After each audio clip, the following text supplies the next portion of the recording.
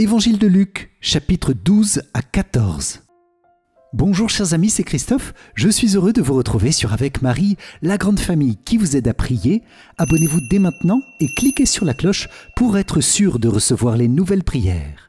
Je vous souhaite une très bonne et sainte écoute de la parole de Dieu avec l'Évangile selon saint Luc et je vous invite à confier au long de cette vidéo vos intentions de prière en commentaire, à citer les versets bibliques qui vous rejoignent plus personnellement, aussi à confier les autres priants dans une belle amitié fraternelle. Amen. Au nom du Père et du Fils et du Saint-Esprit. Amen. Évangile de Jésus-Christ selon saint Luc. Chapitre 12. Comme la foule s'était rassemblée par milliers au point qu'on s'écrasait, Jésus, s'adressant d'abord à ses disciples, se mit à dire « Méfiez-vous du levain des pharisiens, c'est-à-dire de leur hypocrisie. Tout ce qui est couvert d'un voile sera dévoilé, tout ce qui est caché sera connu. Aussi, tout ce que vous aurez dit dans les ténèbres sera entendu en pleine lumière. Ce que vous aurez dit à l'oreille dans le fond de la maison sera proclamé sur les toits. Je vous le dis, à vous, mes amis, ne craignez pas ceux qui tuent le corps et après cela ne peuvent rien faire de plus. Je vais vous montrer qui vous devez craindre. Craignez celui qui, après avoir tué, a le pouvoir d'envoyer dans la géhenne. Oui, je vous le dis, c'est celui-là que vous devez craindre. Est-ce que l'on ne vend pas 5 moineaux pour 2 sous ? Or, pas un seul n'est oublié au regard de Dieu. À plus forte raison, les cheveux de votre tête sont tous comptés. Soyez sans crainte, vous valez plus qu'une multitude de moineaux. Je vous le dis, quiconque se sera déclaré pour moi devant les hommes, le Fils de l'homme aussi se déclarera pour lui devant les anges de Dieu. Mais celui qui m'aura renié en face des hommes sera renié à son tour en face des anges de Dieu. Quiconque dira une parole contre le Fils de l'homme, cela lui sera pardonné. Mais si quelqu'un blasphème contre l'Esprit Saint, cela ne lui sera pas pardonné. Quand on vous traduira devant les gens des synagogues, les magistrats et les autorités, ne vous inquiétez pas de la façon dont vous vous défendrez, ni de ce que vous direz. Car l'Esprit Saint vous enseignera à cette heure-là ce qu'il faudra dire. Du milieu de la foule, quelqu'un demanda à Jésus « Maître, dis à mon frère de partager avec moi notre héritage. » Jésus lui répondit « Homme, qui donc m'a établi pour être votre juge ou l'arbitre de vos partages ?» Puis, s'adressant à tous, « Gardez-vous bien de toute avidité, car la vie de quelqu'un, même dans l'abondance, ne dépend pas de ce qu'il possède. » Et il leur dit cette parabole. Il y avait un homme riche dont le domaine avait bien rapporté. Il se demandait « Que vais-je faire, car je n'ai pas de place pour mettre ma récolte ?» Puis il se dit « Voici ce que je vais faire. Je vais démolir mes greniers, j'en construirai de plus grands et j'y mettrai tout mon blé et tous mes biens. Alors je me dirai à moi-même « Te voilà donc avec de nombreux biens à ta disposition pour de nombreuses années. Repose-toi, mange, bois, jouis de l'existence. » Mais Dieu lui dit « Tu es fou, cette nuit même on va te redemander ta vie, et ce que tu auras accumulé, qui l'aura ? Voilà ce qui arrive à celui qui amasse pour lui-même, au lieu d'être riche en vue de Dieu. » Puis il dit à ses disciples « C'est pourquoi je vous dis, à propos de votre vie, ne vous souciez pas de ce que vous mangerez, ni à propos de votre corps, de quoi vous allez le vêtir. En effet, la vie vaut plus que la nourriture, et le corps plus que le vêtement. Observez les corbeaux, ils ne font ni semaille ni moisson, ils n'ont ni réserve ni grenier, et Dieu les nourrit. Vous valez tellement plus que les oiseaux. D'ailleurs, qui d'entre vous, en se faisant du souci, peut ajouter une coudée à la longueur de sa vie ? Si donc vous n'êtes pas capable de la moindre chose, pourquoi vous faire du souci pour le reste ? Observez les lys, comment poussent-ils ? Ils ne filent pas, ils ne tissent pas. Or, je vous le dis, Salomon lui-même, dans toute sa gloire, n'était pas habillé comme l'un d'entre eux. Si Dieu revêt ainsi l'herbe qui aujourd'hui est dans le champ et demain sera jetée dans le feu, il fera tellement plus pour vous, hommes de peu de foi. Ne cherchez donc pas ce que vous allez manger et boire. Ne soyez pas anxieux. Tout cela, les nations du monde le recherchent, mais votre Père sait que vous en avez besoin. Cherchez plutôt son royaume, et cela vous sera donné par surcroît. Sois sans crainte, petit troupeau, votre Père a trouvé bon de vous donner le royaume. Vendez ce que vous possédez et donnez-le en aumône. Faites-vous des bourses qui ne s'usent pas, un trésor inépuisable dans les cieux, là où le voleur n'approche pas, où la mite ne détruit pas. Car là où est votre trésor, là aussi sera votre cœur. Restez en tenue de service, votre ceinture autour des reins et vos lampes allumées. Soyez comme des gens qui attendent leur maître à son retour des noces pour lui ouvrir dès qu'il arrivera et frappera à la porte. Heureux ces serviteurs-là que le maître, à son arrivée, trouvera en train de veiller. Amen, je vous le dis, c'est lui qui, la ceinture autour des reins, les fera prendre place à table et passera pour les servir. S'il revient vers minuit ou vers 3 heures du matin et qu'il les trouve ainsi, heureux sont-ils. Vous le savez bien, si le maître de maison avait su à quelle heure le voleur viendrait, il n'aurait pas laissé percer le mur de sa maison.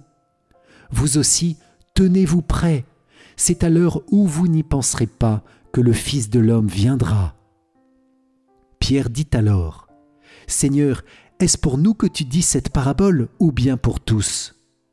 Le Seigneur répondit, « Que dire de l'intendant fidèle et sensé à qui le maître confiera la charge de son personnel pour distribuer en temps voulu la ration de nourriture?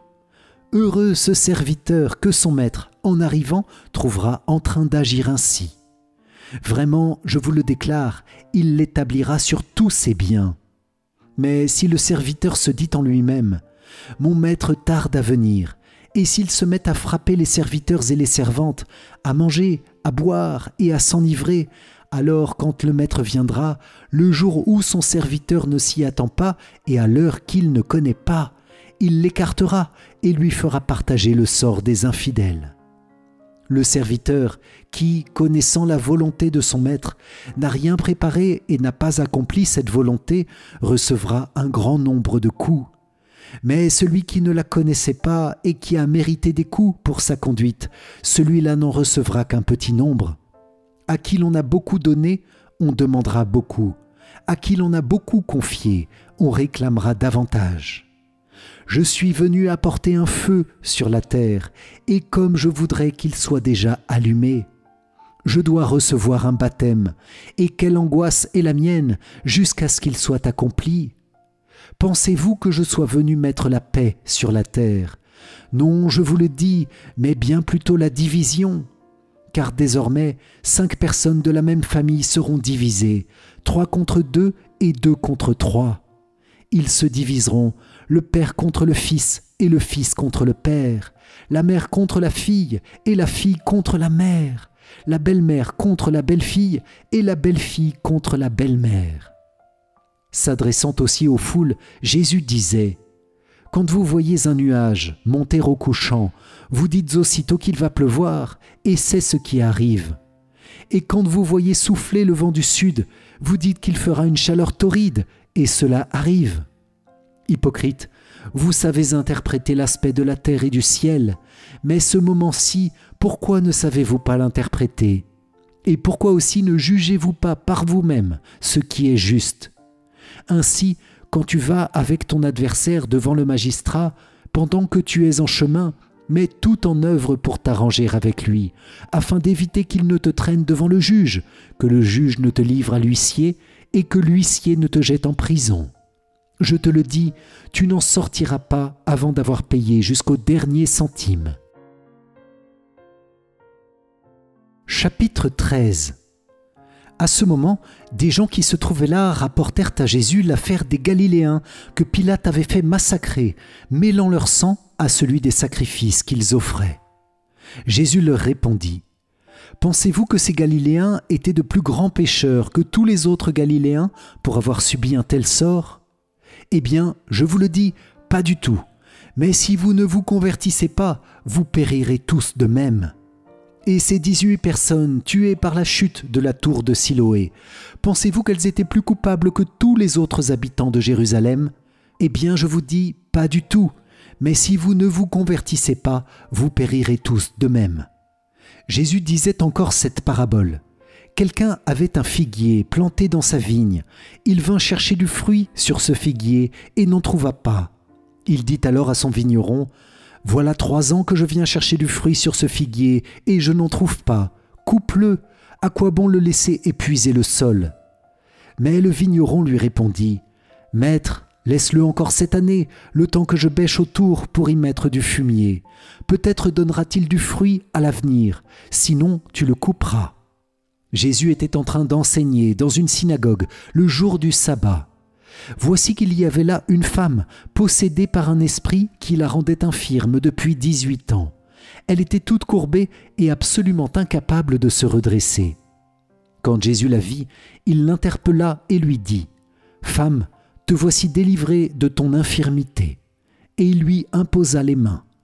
À l'instant même, elle redevint droite et rendait gloire à Dieu. Alors, le chef de la synagogue, indigné de voir Jésus faire une guérison le jour du sabbat, prit la parole et dit à la foule, « Il y a 6 jours pour travailler, venez donc vous faire guérir ces jours-là et non pas le jour du sabbat. » Le Seigneur lui répliqua, « Hypocrite, chacun de vous le jour du sabbat ne détache-t-il pas de la mangeoire son bœuf ou son âne pour le mener boire ? Alors cette femme, une fille d'Abraham que Satan avait liée voici 18 ans, ne fallait-il pas la délivrer de ce lien le jour du sabbat ?» À ces paroles de Jésus, tous ses adversaires furent remplis de honte et toute la foule était dans la joie à cause de toutes les actions éclatantes qu'il faisait. Jésus disait donc, « À quoi le règne de Dieu est-il comparable? À quoi vais-je le comparer ? Il est comparable à une graine de moutarde qu'un homme a prise et jetée dans son jardin. Elle a poussé, elle est devenue un arbre, et les oiseaux du ciel ont fait leur nid dans ses branches. » Il dit encore, « À quoi pourrais-je comparer le règne de Dieu ? Il est comparable au levain qu'une femme a pris et enfoui dans 3 mesures de farine, jusqu'à ce que toute la pâte ait levé. » Tandis qu'il faisait route vers Jérusalem, Jésus traversait villes et villages en enseignant. Quelqu'un lui demanda, « Seigneur, n'y a-t-il que peu de gens qui soient sauvés ?» Jésus leur dit, « Efforcez-vous d'entrer par la porte étroite, car, je vous le déclare, beaucoup chercheront à entrer et n'y parviendront pas. Lorsque le maître de maison se sera levé pour fermer la porte, si vous, du dehors, vous vous mettez à frapper à la porte en disant « Seigneur, ouvre-nous », il vous répondra « Je ne sais pas d'où vous êtes. » Alors vous vous mettrez à dire « Nous avons mangé et bu en ta présence, et tu as enseigné sur nos places. » Il vous répondra « Je ne sais pas d'où vous êtes. Éloignez-vous de moi, vous tous qui commettez l'injustice. » Là, il y aura des pleurs et des grincements de dents, quand vous verrez Abraham, Isaac et Jacob et tous les prophètes dans le royaume de Dieu, et que vous-même vous serez jetés dehors. Alors on viendra de l'Orient et de l'Occident, du Nord et du Midi, prendre place au festin dans le royaume de Dieu. Oui, il y a des derniers qui seront premiers, et des premiers qui seront derniers. » À ce moment-là, quelques pharisiens s'approchèrent de Jésus pour lui dire « Pars, va-t'en d'ici, Hérode veut te tuer. » Il leur répliqua « Allez dire à ce renard, voici que j'expulse les démons et je fais des guérisons aujourd'hui et demain, et le 3e jour, j'arrive au terme. Mais il me faut continuer ma route aujourd'hui, demain et le jour suivant, car il ne convient pas qu'un prophète périsse en dehors de Jérusalem. Jérusalem, Jérusalem, toi qui tues les prophètes et qui lapides ceux qui te sont envoyés, combien de fois ai-je voulu rassembler tes enfants, comme la poule rassemble ses poussins sous ses ailes, et vous n'avez pas voulu. Voici que votre temple est abandonné à vous-même. Je vous le déclare, vous ne me verrez plus jusqu'à ce que vienne le jour où vous direz « Béni soit celui qui vient au nom du Seigneur. » Chapitre 14. Un jour de sabbat, Jésus était entré dans la maison d'un chef des pharisiens pour y prendre son repas et ces derniers l'observaient. Or, voici qu'il y avait devant lui un homme atteint d'hydropysie. Prenant la parole, Jésus s'adressa aux docteurs de la loi et aux pharisiens pour leur demander « Est-il permis, oui ou non, de faire une guérison le jour du sabbat ?» Ils gardèrent le silence. Tenant alors le malade, Jésus le guérit et le laissa aller. Puis il leur dit « Si l'un de vous a un fils ou un bœuf qui tombe dans un puits, ne va-t-il pas aussitôt l'en retirer, même le jour du sabbat ?» Et ils furent incapables de trouver une réponse. Jésus dit une parabole aux invités lorsqu'il remarqua comment ils choisissaient les premières places, et il leur dit « Quand quelqu'un t'invite à des noces, ne va pas t'installer à la première place, de peur qu'il ait invité un autre plus considéré que toi. Alors celui qui vous a invité, toi et lui, viendrait te dire « Cède lui ta place ». Et à ce moment, tu iras, plein de honte, prendre la dernière place. Au contraire, quand tu es invité, va te mettre à la dernière place. Alors, quand viendra celui qui t'a invité, il te dira « Mon ami, avance plus haut, et ce sera pour toi un honneur aux yeux de tous ceux qui seront à la table avec toi. En effet, quiconque s'élève sera abaissé, et qui s'abaisse sera élevé. » Jésus disait aussi à celui qui l'avait invité « Quand tu donnes un déjeuner ou un dîner, n'invite pas tes amis, ni tes frères, ni tes parents, ni de riches voisins, sinon eux aussi te rendraient l'invitation et ce serait pour toi un don en retour. Au contraire, quand tu donnes une réception, invite des pauvres, des estropiés, des boiteux, des aveugles. Heureux seras-tu parce qu'ils n'ont rien à te donner en retour. Cela te sera rendu à la résurrection des justes. » En entendant parler Jésus, un des convives lui dit « Heureux celui qui participera au repas dans le royaume de Dieu. » Jésus lui dit « Un homme donnait un grand dîner et il avait invité beaucoup de monde. À l'heure du dîner, il envoya son serviteur dire aux invités « Venez, tout est prêt. » Mais ils se mirent tous unanimement à s'excuser.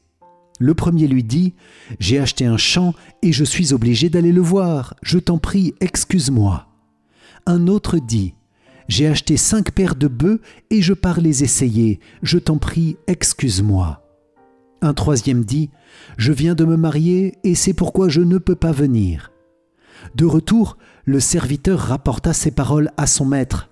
Alors, pris de colère, le maître de maison dit à son serviteur « Dépêche-toi d'aller sur les places et dans les rues de la ville.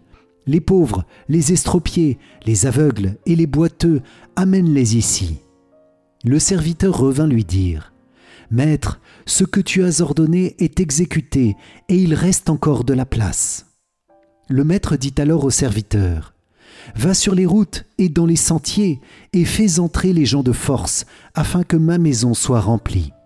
Car, je vous le dis, aucun de ces hommes qui avaient été invités ne goûtera de mon dîner. » De grandes foules faisaient route avec Jésus. Il se retourna et leur dit « Si quelqu'un vient à moi sans me préférer à son père, sa mère, sa femme, ses enfants, ses frères et sœurs, et même à sa propre vie, il ne peut pas être mon disciple. Celui qui ne porte pas sa croix pour marcher à ma suite ne peut pas être mon disciple. Quel est celui d'entre vous qui, voulant bâtir une tour, ne commence par s'asseoir pour calculer la dépense et voir s'il a de quoi aller jusqu'au bout? Car si jamais il pose les fondations et n'est pas capable d'achever, tous ceux qui le verront vont se moquer de lui. Voilà un homme qui a commencé à bâtir et n'est pas capable d'achever. Et quel est le roi qui, partant en guerre contre un autre roi, ne commence par s'asseoir pour voir s'il peut, avec 10 000 hommes, affronter l'autre qui marche contre lui avec 20 000? S'il ne le peut pas, il envoie, pendant que l'autre est encore loin, une délégation pour demander les conditions de paix.